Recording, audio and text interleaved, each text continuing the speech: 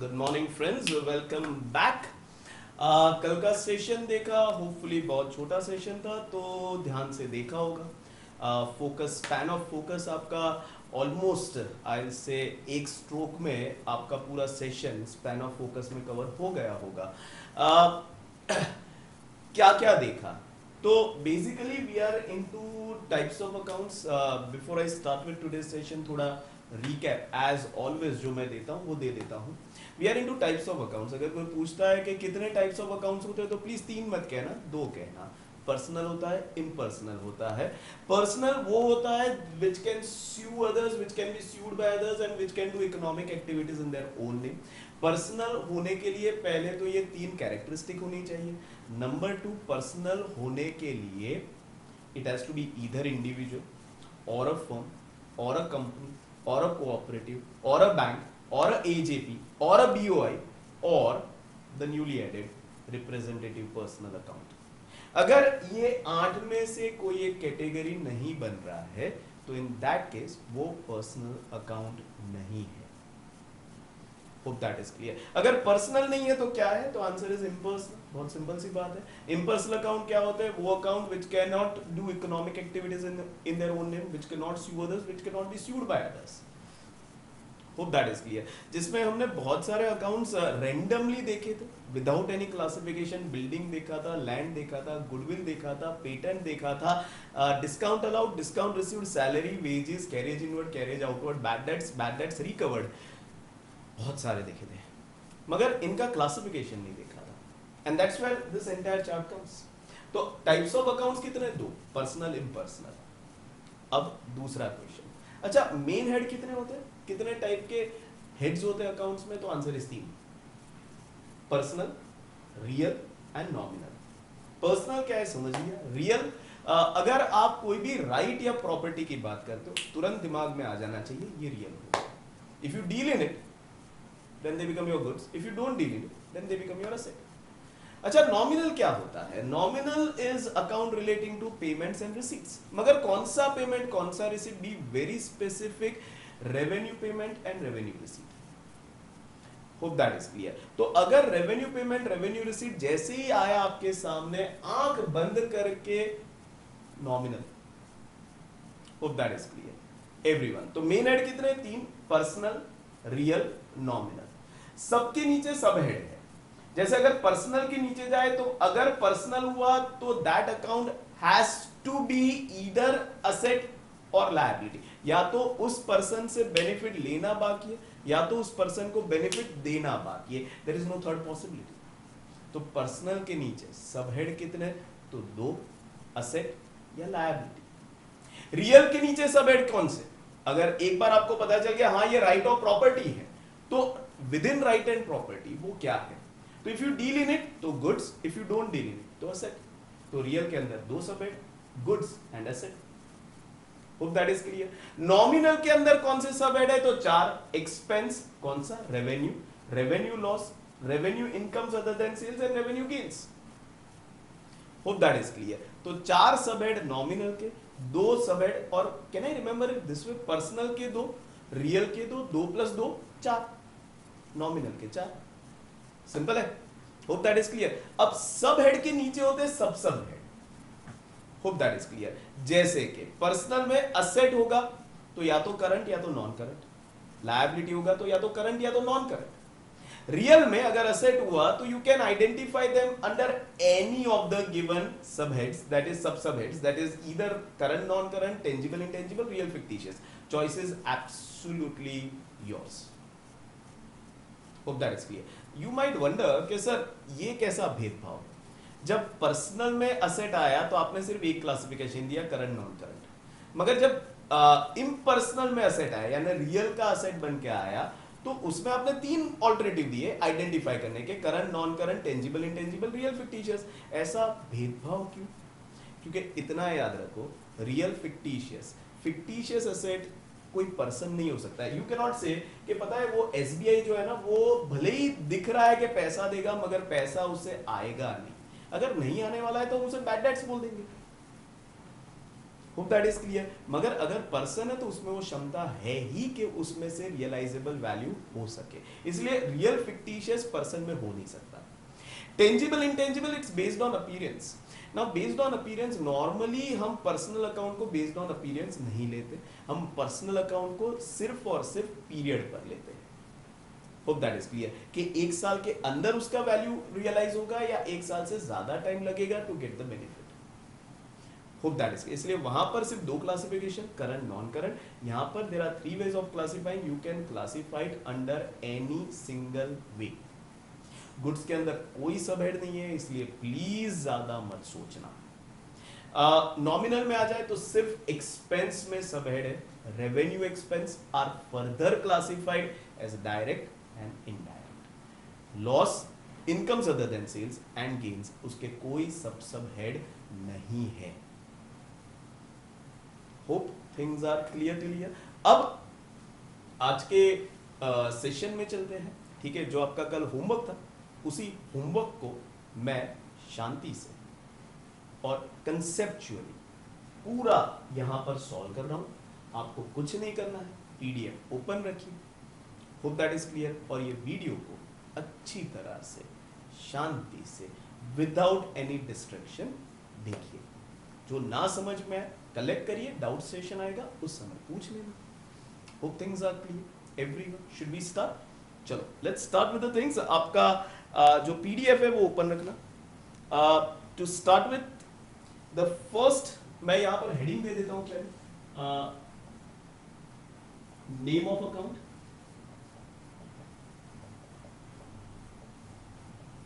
Main head,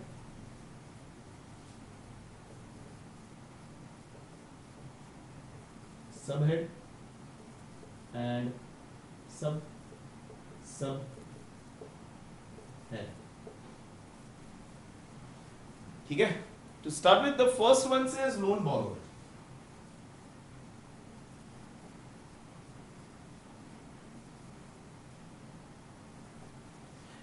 Now see, we have already discussed this in detail, मगर वापस एक बार बात कर लेते हैं। When I say loan borrowed, remember कहाँ से, किससे लोन borrow करोगे? तो loan can be only borrowed either from individual or firm or company or cooperative or bank or maybe some AJP or maybe some BOI. It can only be borrowed from a person who can do economic activities in their own name, who can sue others, who can be sued by others. क्योंकि अगर मैंने loan पे back नहीं किया और अगर उसमें मुझे स्यू करने की क्षमता नहीं है तो मैं कभी पे बैक करूंगा ही नहीं। इसलिए लोन बोरो हमेशा कोई पर्सन से ही होगा, तो it is always a personal account. क्योंकि अगर पर्सन नहीं होगा तो जिससे बोरो किया उसमें स्यू करने की क्षमता नहीं होगी, और अगर उसमें स्यू करने की क्षमता नहीं है, इफ यू कैन रिमेंबर, मेरा कुछ उखाड़ नहीं सकते तो मैं उसको पे बैक क्यों करूंगा? So loan borrowed is always personal. अब पर्सनल में असेट या लायबिलिटी, मैंने पैसा लिया है, मुझे लौटाना बाकी है, so it's your liability. Liability में करंट या नॉन करंट कुछ बोला नहीं है, तो आई एम अज्यूमिंग करंट और non current both, either of them. Hope things are clear. दूसरे नंबर पर है इंटरेस्ट ऑन लोन बोरो। तो सबसे पहले तो इंटरेस्ट आया तो आपके दिमाग में आ जाना चाहिए ये वो चार्ज है जो किसी के पैसे यूज करने पर लगाया जाता है। अब किस व्हेन आई से चार्ज, यानी ये हर महीने हर साल पे करना पड़ता है या रिसीव करते हैं, तो ये हो गया आपका रेवेन्यू एक्सपेंस या रेवेन्यू रिसीट। अब जैसे ही रेवेन्यू एक्सपेंस रेवेन्यू रिसीट हुआ, सीधा क्लिक होना चाहिए कि ये तो भैया नॉमिनल अकाउंट है। अब चलो नॉमिनल भी हो गया। अब नॉमिनल में एक्सपेंस है, लॉस है, इनकम है या गेन है। सी लॉस और गेन हो नहीं सकता क्योंकि मुझे पैसा देना पड़ता है, मेरा पैसा कोई यूज करता है, वो यूज करने के लिए मुझे इंटरेस्ट मिलता है, यानी ऐसे ही कोई नहीं देता है, या ऐसे ही हम किसी को इंटरेस्ट नहीं देते, सामने कुछ मिलता है तभी इंटरेस्ट आता है। यानी it's neither loss nor gain, so it is either expense और रेवेन्यू इनकम। अब वेदर इट इज इनकम और एक्सपेंस, तो वो जानने के लिए लोन बोरोड, सेक्रीफाइस किसका हुआ, हमने किसी से लोन बोरो किया, सेक्रीफाइस उसका हुआ, तो उसके लिए इनकम, तो हमारे लिए एक्सपेंस।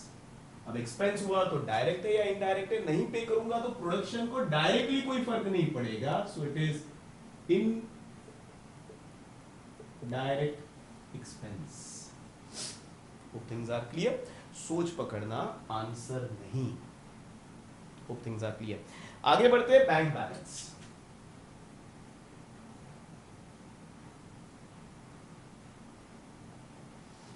डेफिनेशन पर चले जाओ। बैंक बैलेंस इज मेरा पैसा बैंक के पास, बैंक के पास, तो बैंक से मुझे वो पैसा लेना बाकी है, बैंक से पैसा लेना बाकी है। And who is bank, bank is personal.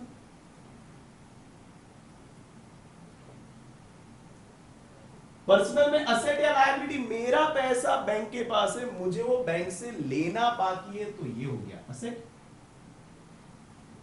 और कब तक ले लूंगा, within a short period of time, so ये हो गया current asset. Hope things are clear. आगे बढ़ते हैं, बैंक ओवरड्राफ्ट।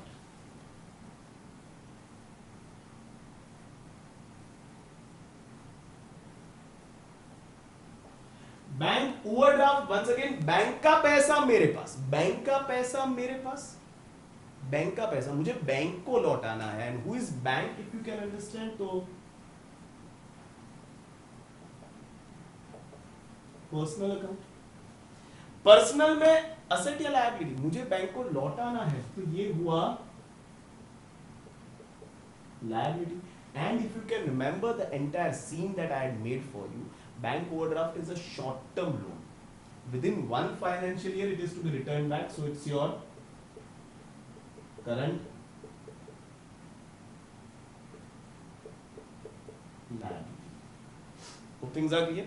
ये जो नेक्स्ट है वो किसी ने मुझे I just saw one of the comment on the videos YouTube पर, वहां पर पूछा था कि सर कमीशन रिसीव्ड ये क्या होगा। Now if you can remember, commission is received for doing a work as an agent. Who is agent? He is a person who is bringing seller and buyer together. Seller buyer को नहीं पहचानता, buyer seller को नहीं पहचानता, मगर मैं दोनों को पहचानता हूँ, मैं दोनों को इकट्ठा करता हूँ, and I make the transaction happen.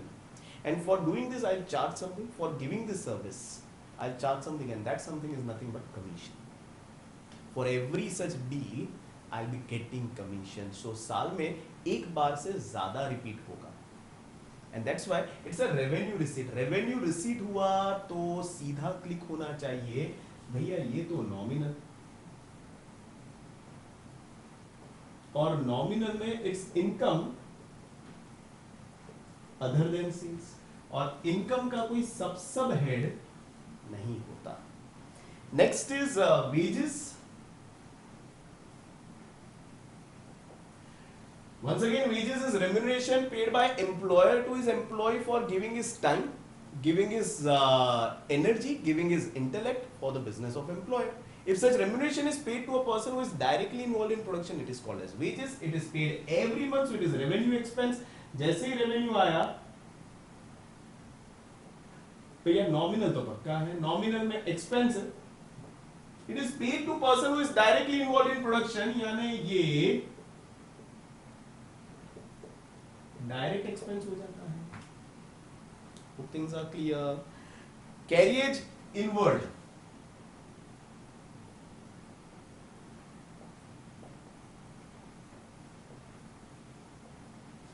If you can remember, that's transportation expense. On every delivery you have to pay.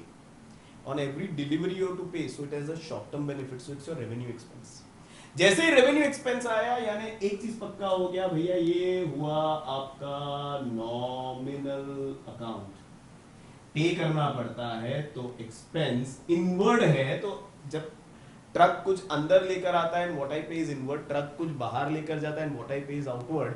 अंदर क्या लेकर आता है, रॉ मटेरियल. अगर मैं पे नहीं करूंगा, रॉ मटेरियल नहीं आएगा, मेरा प्रोडक्शन रुक जाएगा.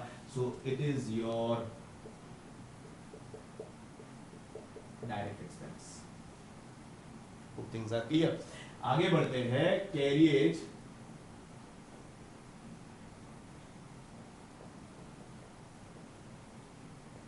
Outward, carriage transportation, on every delivery I have to pay, so it's revenue expense, यानी nominal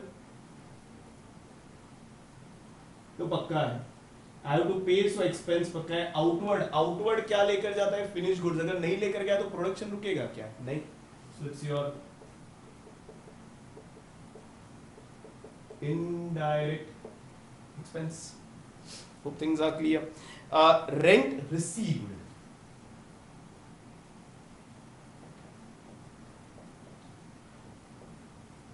Why do we receive rent? What is rent? Basically मेरी premises मैं यूज करूंगा because मेरी है, मगर वो premises मैं किसी और को यूज करने देता हूं।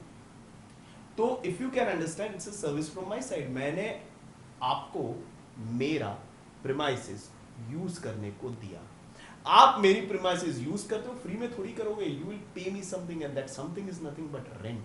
मैंने प्रीमाइसेस यूज करने को दिया, आपने मुझे सामने कोई चार्ज दिया, उस चार्ज को कहते हैं रेंट। हर महीने देना पड़ेगा, तो साल में एक बार से ज्यादा रिपीट होता है, तो ये हो गया रेवेन्यू रिसीट। रेवेन्यू रिसीट हुआ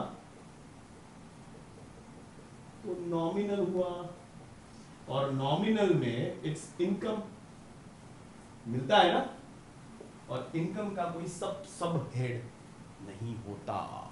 आगे बढ़ते हैं, रेंट रिसीवेबल, ये ध्यान रखना, गलत मत जाना। Rent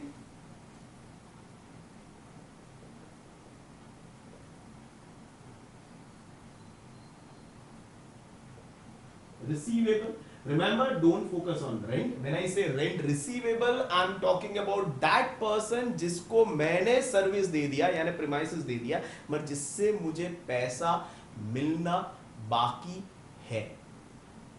it's a credit transaction. मैंने सर्विस दे दी, मुझे पैसा मिलना बाकी है। क्रेडिट है तो नाम आएगा, एक बंदा होता नाम लिख देता, एक से ज्यादा हुआ ग्रुप में लेकर आऊंगा, उस ग्रुप को कहूंगा rent receivable. So it is representing that person जिससे मुझे पैसा लेना बाकी, it is representing person, तो ये पर्सनल हो गया। जिससे पैसा लेना बाकी है तो ये असेट हो गया, और असेट में एक साल के अंदर तो पैसा ले ही लूंगा, तो ये करंट असेट हो गया। गलती मत करना। आगे बढ़ते हैं, रेंट रिसीव्ड इन एडवांस। भैया ये भी उसी लाइन पे गया, तो रेंट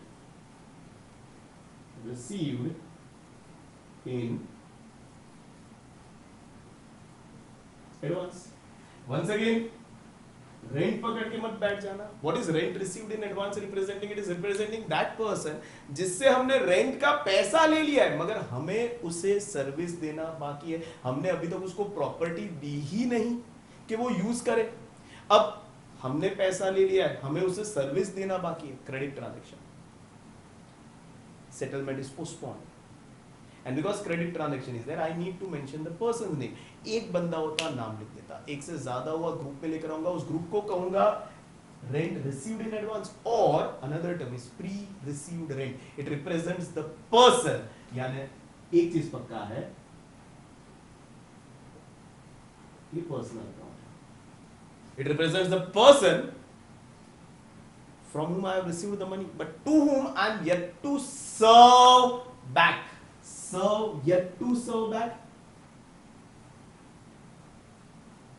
It's liability. Liability में within 1 year I'll serve back, boss. So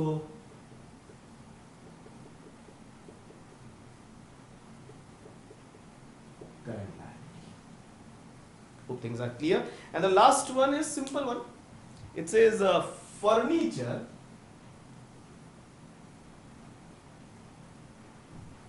जैसे ही फर्नीचर दिमाग में आता है, आपके दिमाग में तुरंत क्लिक होना चाहिए, बॉस ये तो मेरा प्रॉपर्टी है। अब प्रॉपर्टी है तो सीधा रियल हो जाता है, I don't deal in it तो असेट हो जाता है। और फर्नीचर कितना, हर महीने अब बदलते हो? नहीं। हर 6 महीने? नहीं। हर साल? नहीं। it at least stays with me for 4-5 years. So it has benefit of more than one financial year. So it's my non-current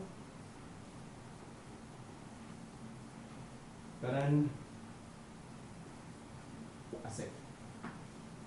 Hope things are clear.